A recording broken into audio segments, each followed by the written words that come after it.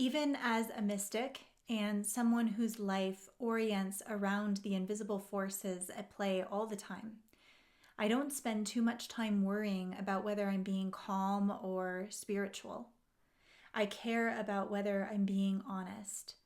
And that doesn't just live in words, it lives through the body, because the body reorganizes around truth. A few years ago, I worked with a woman who was impressive by any external measure. Educated, well-trained, thoughtful, intelligent. She had refined her messaging, hired experts, done the programs, and she wanted to be a paid speaker but had yet to book a paid speaking gig, no matter what she did. On paper, nothing was missing. But when she spoke about her work or her mission, when she talked about what she wanted, I would notice that her voice, her embodiment would go quite high. Her body would lift in a way that felt less like inspiration and more like a lift off from a gravity or reality. She would say, "Oh, it's great. It's all great." And I remember thinking, I can't feel you here.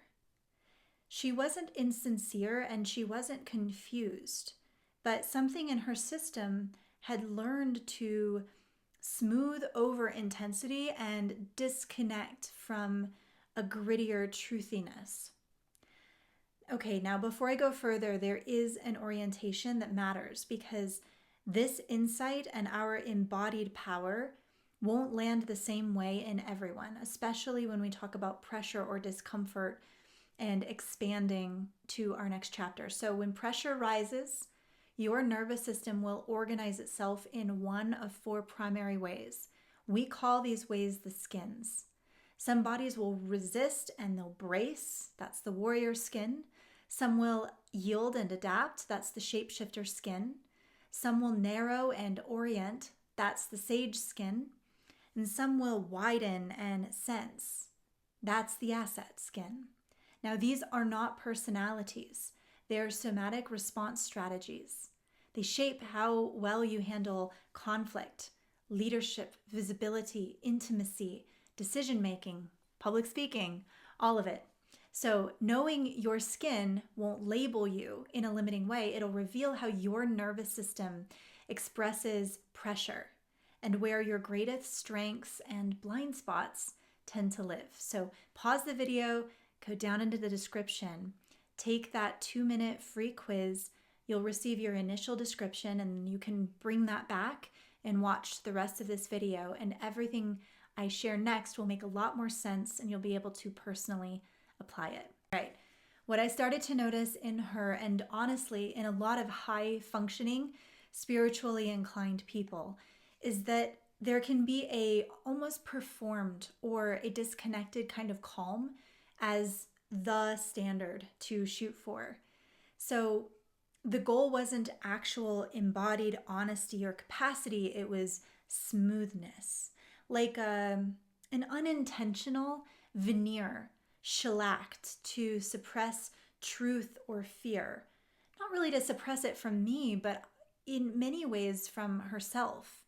So in a general sense, I'm not picking on her. She was quite impressive. But this, I'm pointing to a pattern that emerges for so many of us because regulation does matter. It's foundational, but when regulation becomes a reflex to smooth or deny intensity instead of to stay with it, something essential gets really diluted. Our desire will lose its meat, like its heartbeat. It'll start to feel airy or ethereal. Frustration will turn heady and abstract and conceptual. Ambition becomes philosophical, and this is what was happening. So at one point she said to me, "Well, I am frustrated, but I shouldn't care. I'm above all of that. I'm transcending it." And that moment said everything, because her system heard or felt the initial truth of frustration, and it decided to turn down the dial on the charge of intensity. And so that's what it did. Her voice lifted, her breath thinned, her body subtly exited what was more real for her.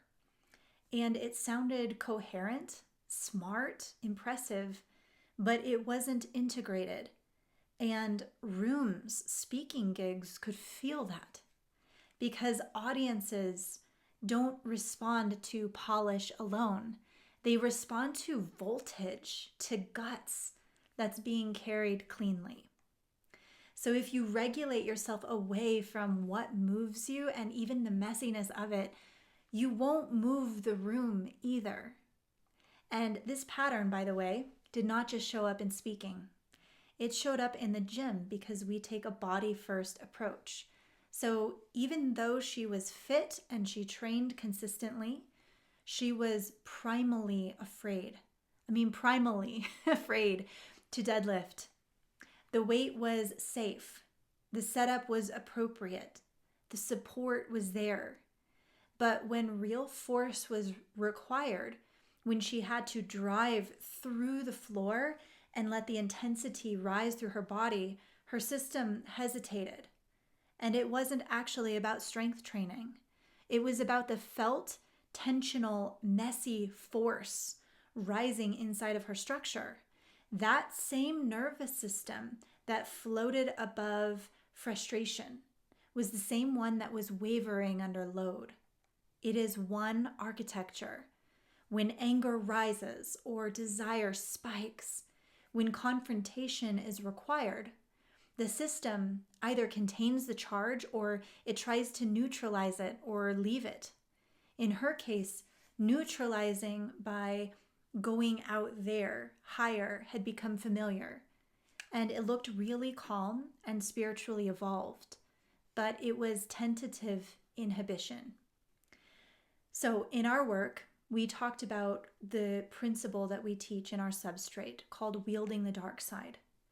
This is shadow work on steroids, but it doesn't mean becoming aggressive. It means being able to stay structured while intensity and versions of ourselves that we don't like rise.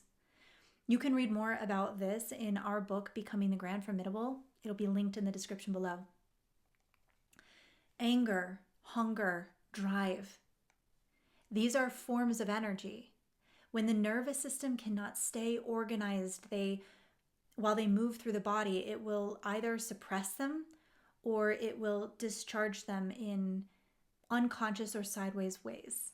So we like to use the deadlift as one of the tools that becomes a laboratory for this kind of somatic work. Imagine this with me. You're standing over a bar. Gravity is non-negotiable. The question is whether your nervous system and your structural tensegrity can remain integrated as force increases. Your breath matters. Your spine matters. Your back chain of coordination matters, and your focal point. And if we can't stay organized around that, something will collapse or leak. And here's the part that's easy to miss. That kind of shift does not require years of analysis. The mind almost doesn't have anything to do with it at all. Capacity expands when exposure is specific in lived experiences. When the system learns that intensity can rise without fragmenting or breaking, it'll update your wiring. So when she stayed inside, that feeling that felt scary, like scary effort, instead of exiting it or talking her way through it, her voice changed even in the weeks that followed. It dropped into her belly.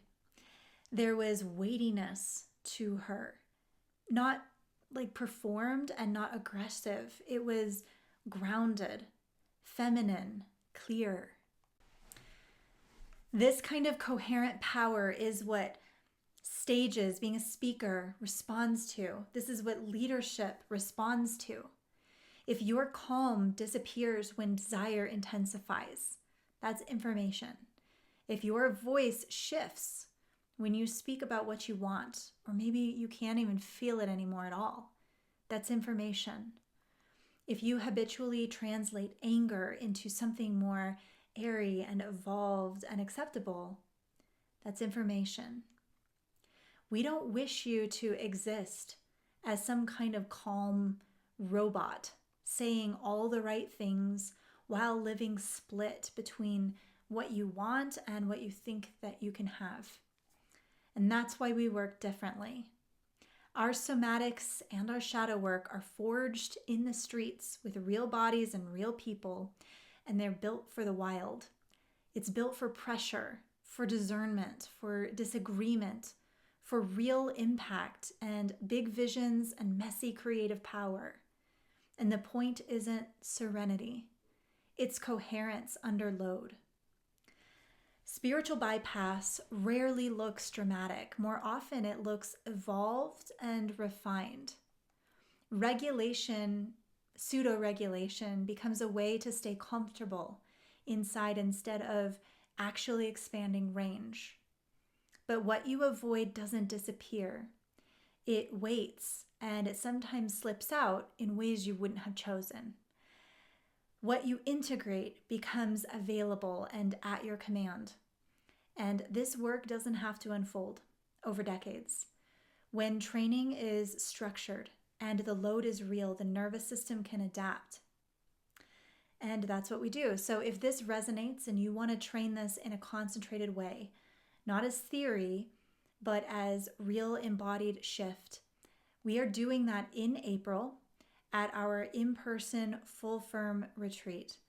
It's in Denver, Colorado, and it is immersive, developmental. It is structured around expanding your neurological range, and it's a woven experience of your conscious and your subconscious identities changing, evolving to meet the vision of your next chapter. You can reach out to us directly with the link down below if you would like to talk further about that retreat. Other than that, consider joining us for a season of the prestige and experience the impact of this work for yourself. Until next time, thank you so much for being here and chatting with me a bit. Please do like and subscribe. It helps us create more.